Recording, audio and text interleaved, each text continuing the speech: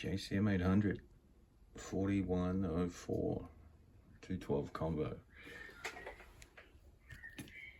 So this one came in because it just wasn't putting out any sound. The main issue was, well, firstly there was lots of little things with this. So that jack had fallen inside the chassis, and then these wires were broken off. So yeah, so it had been run. And then any load connected at least once, but no issue there. Everything, done a quick power up test and that, and everything's okay-ish. No destructive failures there.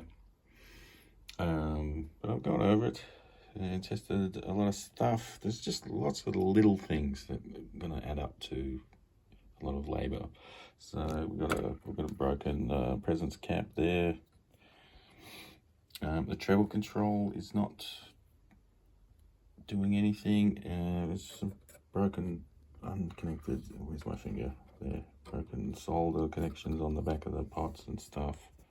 Basically gonna have to just check everything on that front panel. There's some stuff I haven't seen before happening there. Have to look into why that's all happening. The jacks have been replaced. I wouldn't mind just making that a bit nicer. You know, there's some tack solders and stuff there. It's just, if you got a through hole on a lug or anything, just use it. It's my motto. Yeah, what else we got going on here? We've got a hot shield off V1. Might address that. Just more small stuff. So we've got that this link wire between, it's the output of that we just looked at, and then it's a much longer than it has to be. You can shorten that things to make it a bit neater. Can't remember if I said, if I tested all the resistors, they're all in spec. This pot is covered in some kind of dust and stuff. It might just I did test that and it seems okay, but we might just change that anyway, just for peace of mind. So it's like a $2 part. Yep. So underrated screen grid resistors. These sockets are really loose too, and they're going to get replaced. There's a couple of little more things to check, but you know, I mean, they're a pretty simple amp, but you just get lots of little details. Other thing too with the pots is some of them have been replaced, and then they've used these carbon something or other tooth washers, which don't have great conductivity. So we're on the back of those pots, well, the one that I could measure that wasn't connected, you know, measures a couple of ohms to ground there. And I'm sure we'll be cleaning all the ground connections, adding a dedicated mains connection there.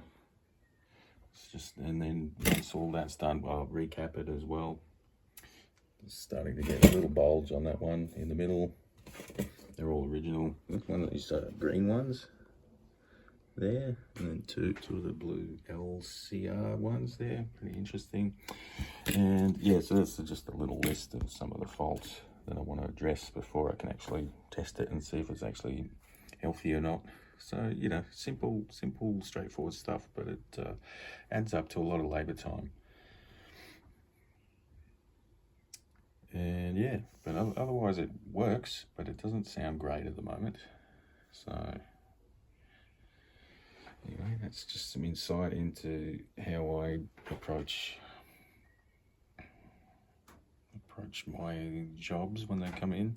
Just try and get everything sorted, you know, so it doesn't have to see me again for a very long time, outside of the inevitable tubular mortis.